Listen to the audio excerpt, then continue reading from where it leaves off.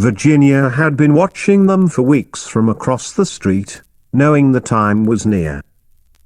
She sat out on the porch swing while they worked on that old Jeep, or sometimes the little blue and primer gray Volkswagen. Their dad would come out and check to see if they were doing it right. He'd nod and point, and sometimes would pick up a socket wrench or a pair of pliers and lend a hand. But mostly he let them do it. He looked like a good father. He was stocky and powerful, but gentle with the boys. For their part, they were rough around the edges. Messy blonde hair, always cussing and listening to that awful music. Virginia couldn't even put a name to it. Bleeps and blips and screaming is what it sounded like. Was it one band, or were there a bunch of musicians making that noise these days? She wasn't sure. Their girlfriends sometimes came by and preened and pranced and danced to entice them. It always worked. But tonight, the girls were a no-show. It was time. Virginia rocked the teakwood porch swing back just so and stood up. When the doctors had given their diagnosis, she'd felt weak as a kitten. 3 months, maybe 4. But now her legs were determined, purposeful. They'd been married for 52 years and he was leaving her. It was still sad, but it was his time. The Lord was calling him home. She would eventually join him. It was time to honor his last wishes and not feel sorry for herself. Brian had written out very explicit instructions. She looked back when she reached the wet grass. The lights were out in their room. Brian liked the dark. Maybe he'd been able to rest some. She walked slowly down the stepping stones, the thatch so high it was a tripping hazard, pacing herself. She remembered when her and Brian had cut the walkway into the newly laid sod.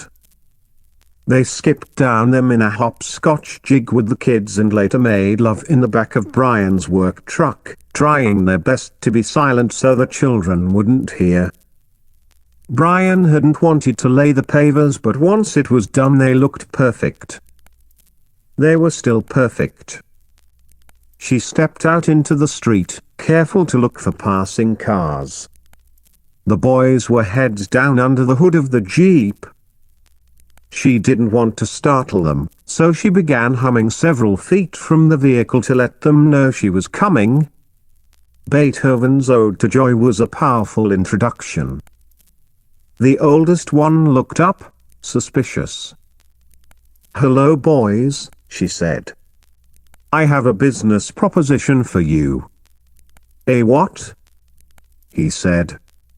He was a good-looking young man. Strong, straight back and broad shoulders just waiting to be filled out. "A business proposition. You need your car fixed." He stepped down off the bumper, slipping his wrench into his pocket. His brother kept at it, unaware of her presence. "No, nothing like that." "What then?" he asked. "I want to offer you both an opportunity to make $150 for 10 minutes worth of work." The younger one looked up. "I'm sorry, Mom, do we know you?" said the oldest. "I live across the street," she said.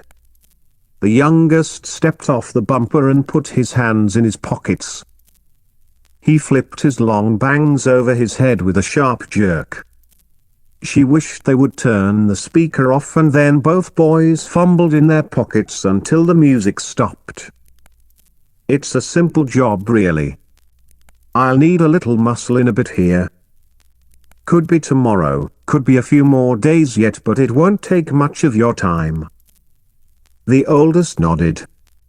"I'll need a package carried from the house around to the alley dumpsters," she said.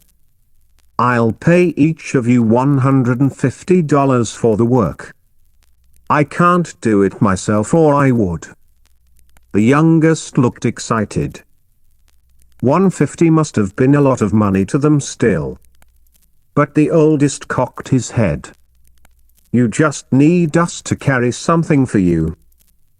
That's a lot of money to help you lift something to the trash. If you want, we'll do it right now for free. You don't need to pay us for that.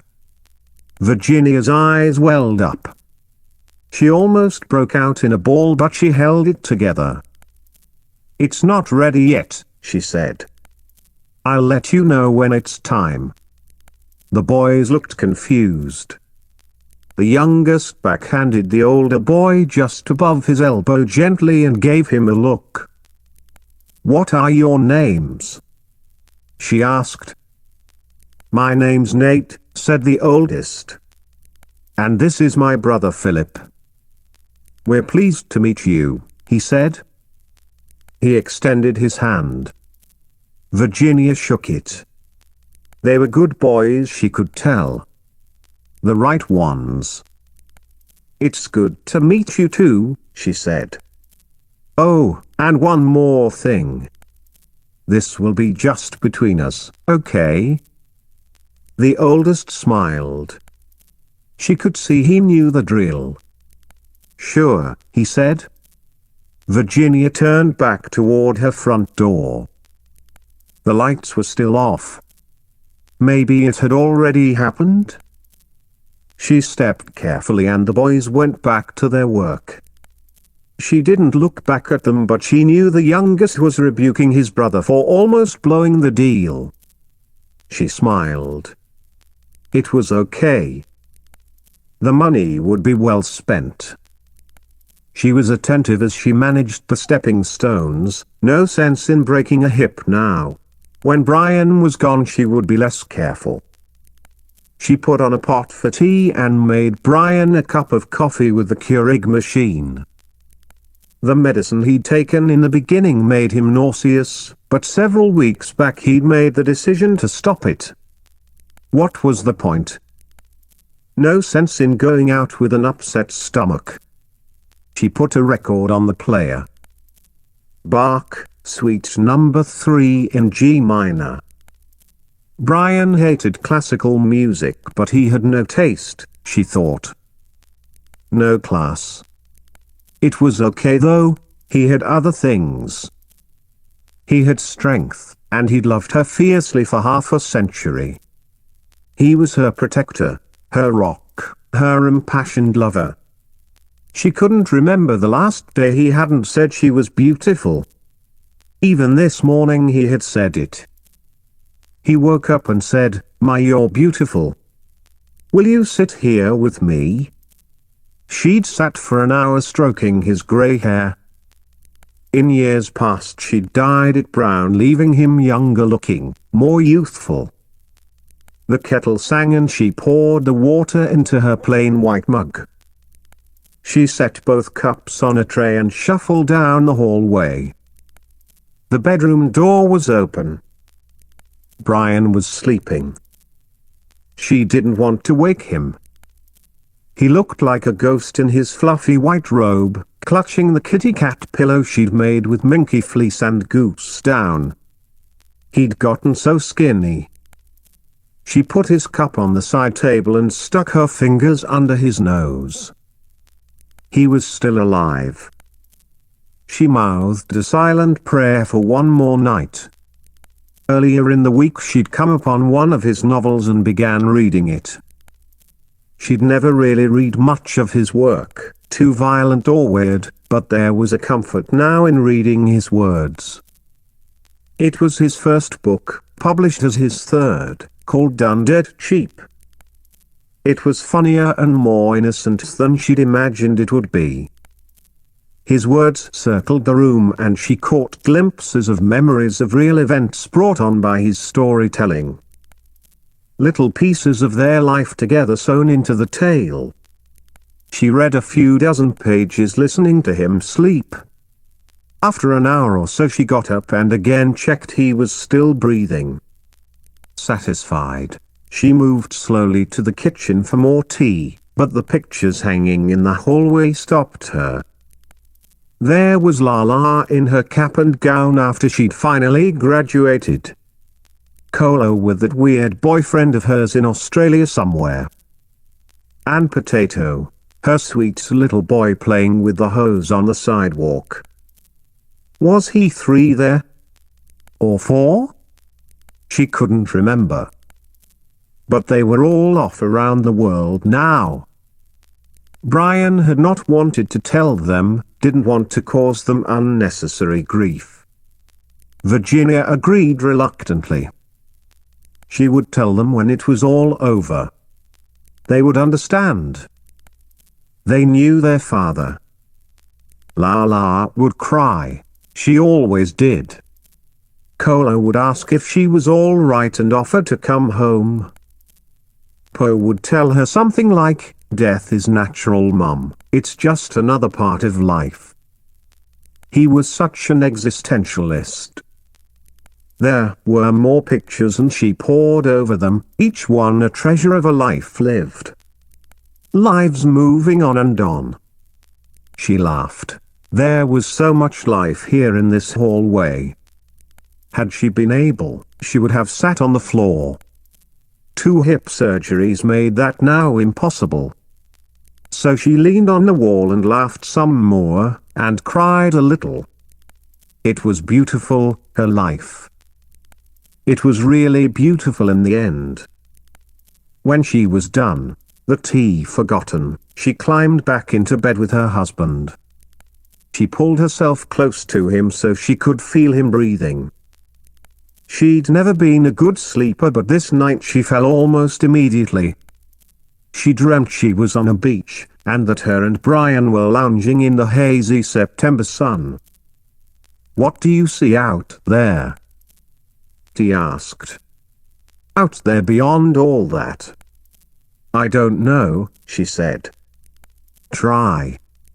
There's just so much it's hard to pin it down to one thing. It's not even the beauty, it's just so many things. All at once." "Yeah, all at once. There's this story I read somewhere. I know I've probably told you it before," he said. This guy attains enlightenment after an argument with his wife. He's lying on their bed thinking about how she is so wrong when it hits him, we're all wrong. And at that moment he realizes we're all the same.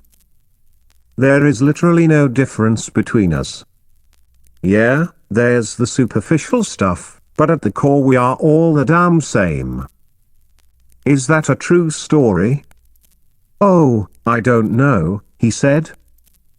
"It sounds good though." "Yeah, it makes a good story. You should write that one." "Maybe I will." When she awoke he was gone. She didn't feel his nose, she knew. She lay with him for a good while sobbing softly, her heart broken in a way she couldn't have imagined. They had talked about the end, the plan, for weeks, going over every detail, but this was different. His cold cup of coffee sat on the nightstand. She thought maybe she should take it to the sink but decided to leave it. An offering, an homage. She got up carefully like she'd always done, always waking before him, and dressed silently. It was Saturday and the sun was just coming up. She sat at the kitchen table intending to make some tea, but she never did. "I can't do it, Brian, I can't," she thought. "I know we planned this, I know it's what you wanted, but I can't. How could you ask me to do this? You know it goes against everything I believe in. And your sick sense of humor here.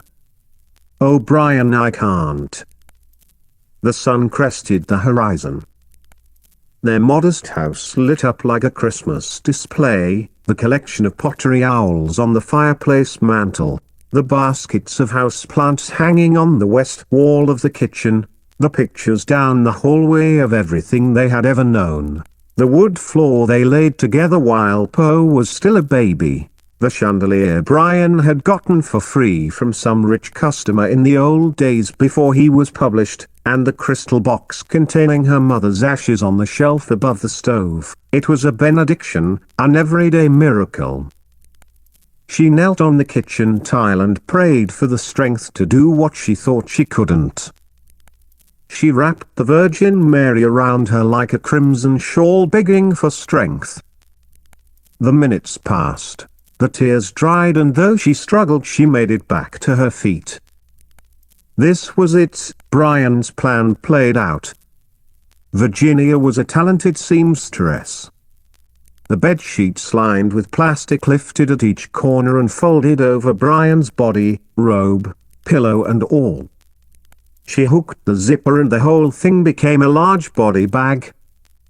She put a copy of each of his 5 published works in the bag, a picture of each of the children, and the long blue dress he'd always loved her in. She pulled the long looped drawstrings at each end, sucking out the slack, and tied them into a tight bow across his middle. There were several holes in the body bag ringed with eyelets she'd sewn in. Next to the bed in his nightstand there were 2 bottles of great foam expanding sealant. She squeezed both cans in through all the holes, filling any extra space with the sticky liquid. After 10 or 15 minutes he was a solid foam cocoon. It was done. She still wasn't sure she could pull it off, but she could try. She sat on the porch swing and watched as the boys and their father loaded into the big Ford pickup and drove away. In an hour they were back, boxes of parts in hand. The dad looked as though he might stay out with them for a minute, but he didn't.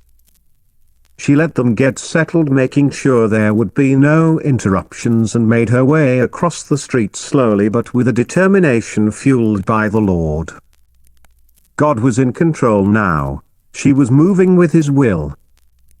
"Good morning, boys," she said. "I'm ready for our deal now. Do you have a few minutes?" Philip smiled and nodded. Nate put down the carburetor he held and pulled up his sagging shorts. "Yeah, we can do it." Virginia made the long walk with the 2 in tow. Across the stepping stones the oldest boy grabbed her elbow to steady her. Through the front door Virginia worried there would be a smell to give it away, but there wasn't. She led them down the hallway, past her memories, and into the room where the cocoon lay on the bed. She'd sewn a series of handles down the side so the boys could pick how it would be carried. She nodded and they understood. "What is it?" asked Philip. Virginia put her hands in the pockets of her house dress, looking at the floor. "Just something that needs to be thrown away." "Looks like a body," said Nate, and then he laughed. "It does," said his brother. The young man leaned over and pushed on what would have been Brian's thighs. "It's a big bag of foam. It's a bunch of junk I used to use for sewing, but I'm done with all that now. My eyes aren't what they used to be." "No problem," said Nate. "Grab the end, Philip, and let's get this out." The boys managed it down the hallway, out the back door, through the alley gate, and rolled the cocoon into the big black dumpster. When they came back through the gate they were smiling like they'd done a good deed. Virginia pulled 2 $100 bills from her pocket, 2 50s, and met them in the middle of the yard. "I really appreciate your help, boys." They took the money, but Nate seemed unsure. "This is a lot of money for just throwing away some trash," he said. "I mean, $100 is still too much." He took his and Philip's hundreds and started to hand them back. "Please keep it," she said. Her face so serious. "I have plenty of money and I'm sure you boys have things you want. Maybe some parts for those fine cars you're always working on." She turned and headed for the back door. Philip snatched his 100 back and shrugged. "Hey, Mom," he called. "If you ever need any more help, But she was already inside. The house suddenly felt like a museum, the real life and warmth sliced out, and all that was left were the relics. She slumped on the Swedish couch for the rest of the day, stealing glances at Brian's recliner occasionally to make sure he wasn't there, he wasn't coming back. CNN was on the television. They were bashing the president for the war. Hadn't they seen it coming, the plan? Were they really that stupid, or were they just playing the game? Everything outside her life was a game, wasn't it? It was. Everything outside of anyone's personal life was just a goddamned game. There was nothing real about any of it. She dozed and woke and dozed and woke and dozed and woke until the sun set. The blues of the televisions played in dancing slats of sharpness here and there and here again. It was a hypnotizing pattern. No wonder we watched. She wanted someone to make her a cup of tea. She wanted to waste away and do nothing. She wanted to call the kids, one at a time, and tell them their father was dead. She wanted to die, but she couldn't. She couldn't. She wanted to tell all these people how stupid and petty and ridiculous they were, and how obvious it was to her and many others. She wanted to fight and scream and punch and kick and spit on someone. She wanted to leer at passers-by, random strangers, and whip out her tits and cuss and shout at them like those end-of-the-world hobos on Blake Street downtown. She wanted to fill everyone's soul with an electric jolt, bolting them to wake up and see what was really going on. Or, for fuck's sake, she wanted everyone to know and feel how she felt right now in this moment. But mostly she wanted Brian back. He'd been her tether to the world, and now she was loose and floating free. It was frightening. She didn't know if she could do it.